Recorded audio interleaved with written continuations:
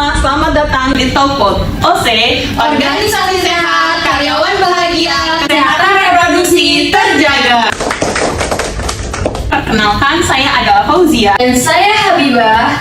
Kami akan menjadi moderator dalam bincang sehat hari ini. Sebelumnya kita sapa dulu yuk penonton yang ada di studio ini, Bibah. Yuk. Halo semuanya, selamat pagi. Pagi. Apa kabar semuanya?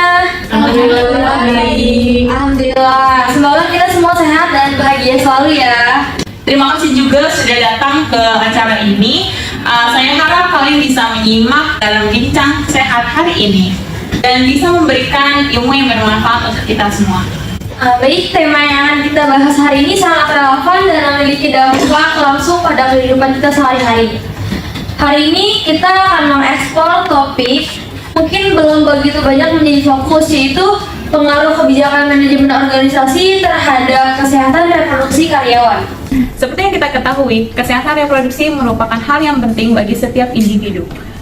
Namun sejauh mana kebijakan manajemen organisasi kita berperan dalam mendukung atau mungkin menghambat kesejahteraan karyawan dalam aspek ini? Apakah perusahaan kita telah melibatkan diri dalam menciptakan lingkungan kerja yang mendukung kesehatan reproduksi? Dan bagaimana perusahaan dapat menjadi penggerak perubahan positif dalam menanggapi kebutuhan karyawannya? Hari ini kita kedatangan narasumber yang luar biasa. Mereka adalah Kak Gevira dan Kak Isda. Beri tepuk tangannya.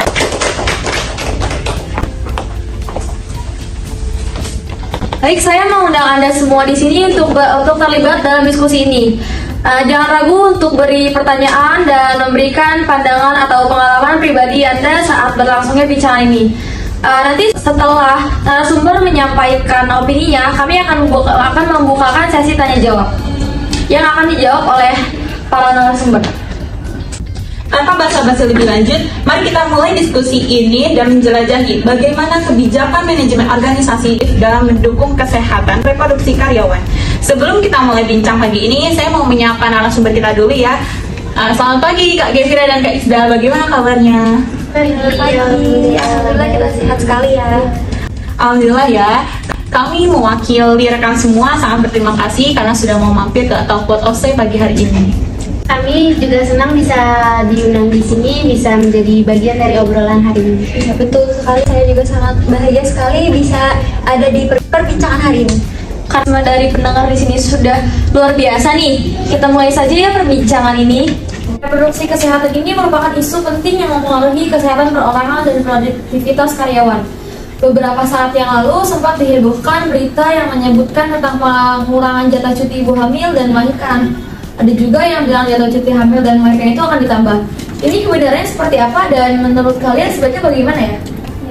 Baik, menurut saya perlu ada perubahan signifikan dalam regulasi ini untuk mendukung kesejahteraan ibu yang bekerja. Jadi undang-undang ketenagakerjaan tuh perlu dipertimbangkan lagi untuk mengakomodasi lingkungan untuk ibu yang bekerja. Jadi mungkin perlu ada ruang untuk perubahan gitu. Setuju ya dengan apa yang sudah Isda sampaikan, bahwa sudah saatnya kita itu lebih berfokus terhadap segala hak-hak wanita di tempat kerja gitu ya. Tapi khususnya untuk para ibu hamil dan ibu yang sedang menyusui ini, tentunya kita tidak boleh menyeleweng dari pasal-pasal yang sudah ditetapkan oleh pemerintah, di mana sudah ditetapkan pada pasal 82 sampai dengan pasal 84. Pada pasal 82 sendiri dijelaskan bahwa setiap ibu hamil wajib mendapat cuti melahirkan selama 6 minggu sebelum melahirkan dan 2 minggu setelah melahirkan. Kemudian pada pasal 83 dijelaskan bahwa setiap ibu hamil wajib mendapat cuti melahirkan selama 6 minggu.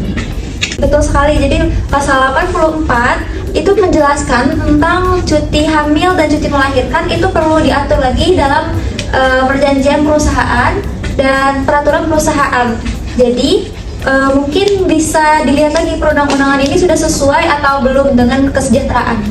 Baik, mungkin Anda memiliki saran atau ide untuk peningkatan hal ini? Ya, menurut saya ada baiknya cuti hamil atau cuti melahirkan ini diperpanjang ya, ditambah masanya agar Indonesia ini bisa mengikuti standar internasional. Jadi selain dari keputusan yang telah tercantum di undang-undang yang sah ini, semuanya kembali lagi ya sesuai dengan peraturan kesepakatan antara perusahaan dan karyawan di awal. Gitu, kira-kira seperti itu menurut saya. Ini ini masih ada hubungannya terkait yang tadi kita bincangkan. Setelah masa cuti berakhir, tentunya para ibu akan mulai bekerja seperti biasa ya. Dan tidak menutup kemungkinan untuk para ibu ini akan merasa sedih dan merasa bersalah karena meninggalkan anaknya di rumah. Nah, kira-kira nih, peran dari perusahaan untuk menangani hal tersebut menurut Anda ini bagaimana?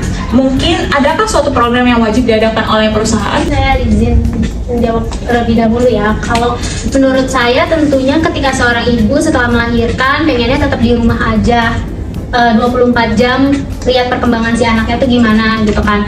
Tapi balik lagi karena yang namanya kebutuhan, jadinya dia harus kembali bekerja sesuai dengan kontrak dari perusahaan. Untuk programnya sendiri yang utama itu perusahaan harus mengadakan atau menyediakan yang namanya ruang laktasi atau pojok laktasi, di mana ruang ini digunakan oleh ibu pada masa menyusui untuk memerah ASI-nya. Kenapa? Karena setiap ibu yang bekerja itu kan pastinya nggak bisa ngasih ASI-nya langsung kepada bayinya. Nah, kalau misalkan nanti si ibu ini nggak bisa ngasih ASI-nya langsung, nanti si ibu ini bisa terkena penyakit masitis atau penumpukan ASI. Selain itu, diharapkan juga perusahaan dapat menyediakan tempat untuk menyimpan ASI sementara sampai si ibu ini bisa kembali pulang ke rumah. Dan tentunya yang paling penting, perusahaan itu harus memberikan waktu yang fleksibel karena setiap ibu memiliki waktu yang berbeda dan tentunya di luar dari jam istirahat. Saya setuju banget ya dengan Gevira. Jadi dengan adanya program ini tuh ini sangat baik banget untuk kesejahteraan ibu dan kesehatan ibu ya, dan juga bisa meningkatkan produktivitas karyawan di tempat kerja. Jadi mungkin jadi si ibu itu merasa fokus pada pekerjaannya. Dan bahkan di beberapa perusahaan itu sudah menyediakan layanan seperti konsultasi gitu. Jadi si para ibu yang bekerja ini merasa lebih didengar. Ini merupakan topik yang sangat penting ya, dan semoga perusahaan-perusahaan dapat lebih memperhatikan kesehatan bagi para karyawannya. Baik, mungkin dari yang sudah disampaikan nih, sepertinya sejak tadi Bibah ingin mengeluarkan pendapat atau bagaimana nih? Kalau saya sih bukan berpendapat ya, cuman karena obrolannya jadi semakin seru nih, jadi saya punya pertanyaan baru untuk para narasumber. Sedang tadi kan kita bahasnya peran perusahaan untuk mendukung para wanita karir nih ya, tapi nyatanya kan peran keluarga justru lebih penting atau lebih utama dalam kondisi ini. Nah, menurut kalian tuh bagaimana sih? Jadi betul sekali ya, jadi keluarga itu punya peranan penting untuk mendukung wanita karir di dunia ini. Jadi wanita di dunia ini tuh merasa disupport gitu. Contohnya itu seperti dukungan emosional, dukungan dari keluarga itu, ada juga partisipasi aktif dalam rumah tangga gitu misalnya. Mungkin agar pendengar dapat lebih memahami, mungkin bentuk nyatanya itu seperti apa? Jadi contohnya itu seperti suami yang membantu membereskan rumah, menjaga anak-anak, dan juga ketika istrinya sedang lelah gitu. Biasanya kan wanita tuh pengennya didengar gitu kan. Jadi mungkin suaminya bisa mengerti istrinya tuh kenapa gitu. Jadi wanita merasa disupport gitu, merasa didukung oleh keluarga. Mungkin ada saran atau pendapat lain dari Kak Gevira bagi keluarga yang ingin memberikan dukungan maksimal pada wanita karir yang sedang hamil dan menyusui. Iya, kalau menurut saya sih yang paling utama ya, yang paling penting itu adanya komunikasi yang jelas dan baik gitu. Terutama pada si suami dan istri ini. Jadi mereka harus bisa menyampaikan ekspektasinya masing-masing. Misalnya si suami ini nggak masalah kalau istrinya tetap bekerja, tapi dengan catatan si istri ini nggak boleh ambil lemburan, dan misalkan juga di rumah itu tetap harus masak gitu, bisa bawain bekal makanan ke suaminya, dan masih punya waktu untuk keluarga. Tapi di sisi lain si istri ini setuju dengan dengan apa yang diekspektasikan suaminya, dengan catatan si suami ini balik lagi yang seperti kita bilang tadi, bisa membantu jaga anak-anak, bisa tetap ngurusin pekerjaan rumah kayak gitu. Intinya sih yang paling penting mereka harus bisa saling mengerti dan memahami satu sama lain ya. Nah, gimana sih caranya mereka bisa punya chemistry untuk saling ngerti? Itu melalui bonding tentunya ya. Nah, bonding ini selain melalui obrolan, bisa juga sesekali dalam keluarga ini mengadakan liburan bersama kayak gitu sih kalau dari saya. Betul banget. Dukungan keluarga itu tuh sangat penting sekali ya, apalagi sekarang ini ada istilah baby blues. Kalau wanita kurang dukungan dari keluarga dan perusahaan nih bisa berbahaya sekali terhadap kesehatan fisik maupun mental si ibu. Nah, menurut kalian nih, apakah perusahaan-perusahaan di Indonesia sudah menjalankan hak-hak kepada wanita dengan baik atau belum? Kalau menurut saya sih masih ada perusahaan, nggak semuanya, tapi memang masih ada perusahaan yang belum memberikan hak-hak wanita di tempat kerja seutuhnya gitu. Misalkan aja kita ambil contoh kayak tadi untuk ruang laktasi ya. Ruang laktasi itu nggak semua perusahaan loh udah menyediakan itu, padahal itu tuh dari pemerintah udah standar yang paling bawah banget kayak gitu. Jadi meskipun undang-undang ketenagakerjaan itu sudah menyebutkan hak-hak wanita, namun pada kenyataannya masih banyak perusahaan yang masih melanggar. Jadi ada beberapa perusahaan yang melanggar hak-hak terhadap cuti melahirkan dan hak perlindungan kekerasan seksual kepada para pekerja. Baik, mungkin saya sedikit menambahkan aja dari pendapat Izda ya. Tentunya jika hak-hak ini tidak terpenuhi gitu, tidak dipenuhi akan berakibat fatal. Misal aja nih seorang ibu hamil yang masih tetap bekerja dan ada ditempatkan di tempat yang berat gitu. Misalkan seperti dia tuh bagian kerjanya mindahin barang yang berat-berat gitu. Mungkin 1-2 hari si ibu ini nggak masalah karena dari dulu emang pekerjaan dia kayak gitu. Namun seiring dengan berjalannya waktu, si janin ini terus berkembang, semakin besar, tentunya si ibu ini akan merasa kelelahan dan bisa jadi penyebab awal dari stres ini. Nah, kalau si ibu ini stres, tentunya akan mempengaruhi perkembangan si janinnya kan, atau yang terparah itu bisa sampai mengakibatkan perdarahan ataupun keguguran pada si ibu. Setuju sekali ya dengan Mbak Gevira. Jadi jika ini terjadi berulang, maka akan mengakibatkan penurunan usia angka harapan hidup wanita di dunia ini, dan itu berakibat juga terhadap penurunan derajat kesehatan di Indonesia. Baik, seru sekali ya kok obrolan kali ini. Iya. Kalau dilanjutkan mungkin nggak ada selesainya nih, tapi kalau kelihatannya para pendengar sudah mulai gerak-gerak ya. Sepertinya akan banyak yang bertanya nih. Bener banget nih, mungkin kita langsung buka aja ya sesi tanya jawabnya. Bagi yang ingin bertanya, dipersilakan mengangkat tangan dan silakan sebutkan nama serta pertanyaannya.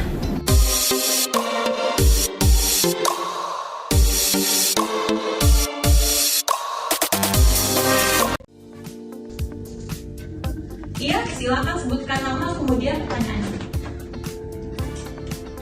Baik, perkenalkan, sebelumnya saya izin bertanya ya. Perkenalkan, nama saya Iva. Pertanyaan dari saya, bagaimana cara menghadapi rekan kerja atau pengurus perusahaan yang tidak memiliki sifat profesionalisme kerja, seperti mengadakan acara dadakan atau meeting dadakan yang dapat merusak kesehatan reproduksi pada pekerja tersebut? Sekian pertanyaan dari saya, terima kasih.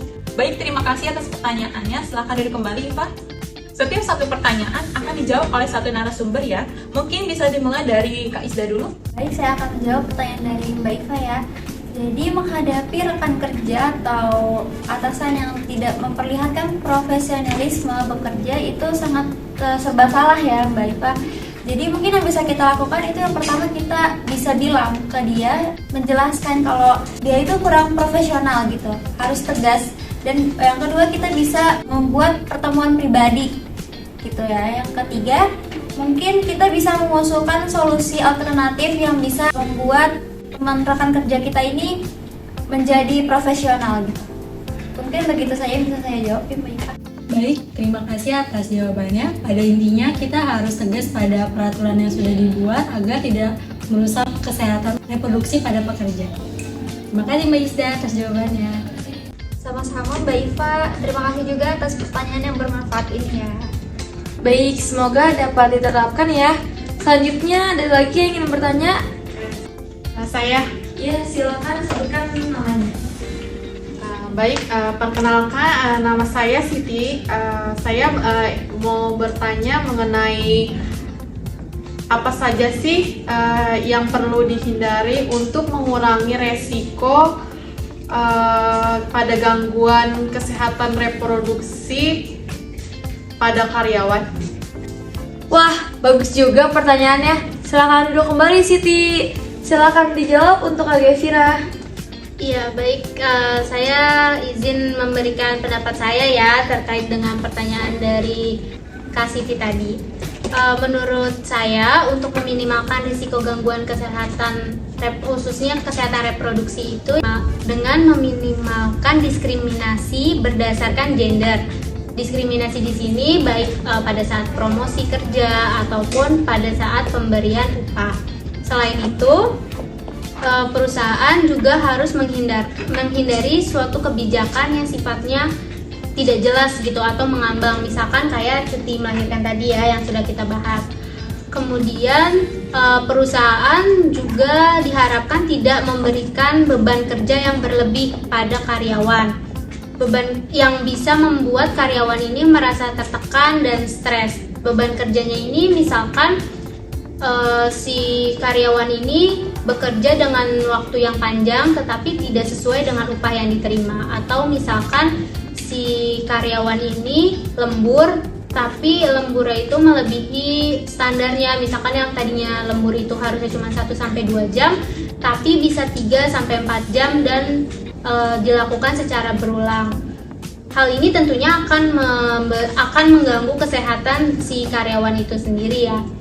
Mungkin itu saja sih yang bisa saya sampaikan. Baik, terima kasih jawabannya Kak Devira. Berarti kembali lagi ya, untuk kesetaraan dalam segala hal itu sangat penting untuk kesehatan pada karyawan itu sendiri. Itu saja sih dari saya. Iya benar banget, karena kalau misalkan tadi kita nggak bikin kesetaraan itu, pastinya si karyawan nantinya akan ada yang merasa iri. Itu sih. Memang kesetaraan itu sangat penting ya perannya. Tidak terasa nih, kita sudah lama berbincang karena waktunya sangat singkat. Sesi tanya jawab ini harus kami tutup. Tetapi Fauzia punya info nih untuk para pendengar. Ada apa nih, Pau? Iya, jadi karena waktu kita tinggal sedikit lagi nih, kami ingin ada 2 orang pendengar untuk bisa menyimpulkan obrolan kita pagi ini. Tenang saja, untuk 2 penyimpul dan 2 orang pertanyaan tadi akan mendapatkan merchandise dari kami tentunya. Jika ada yang ingin menyimpulkan, sama seperti tadi ya, angkat tangan dan sebutkan namanya. Iya, silakan sebutkan namanya. Baik. Baik, perkenalkan nama saya Karisma. Saya izin untuk menyimpulkan penjelasan mengenai talk show hari ini yang berhubungan dengan manajemen organisasi terhadap kesehatan reproduksi karyawan. Jadi dapat disimpulkan bahwa kebijakan atau regulasi mengenai sistem ketenagakerjaan di Indonesia ini sangat berhubungan dengan kesehatan reproduksi yang perlu ditingkatkan lagi atau diperbaiki lagi menjadi lebih baik sehingga dapat memberikan manfaat kepada pekerja untuk memenuhi tanggung jawabnya dalam bekerja di tempat kerja. Selain itu juga perusahaan itu mempunyai peran yang sangat penting dalam mengatur kinerja para karyawan untuk membuat program kesehatan reproduksi yang berkualitas sehingga para karyawan itu dapat merasakan perusahaan ini ikut serta dalam mengatur proses perkembangan potensi mereka menjadi lebih baik di setiap fase kesehatan reproduksinya.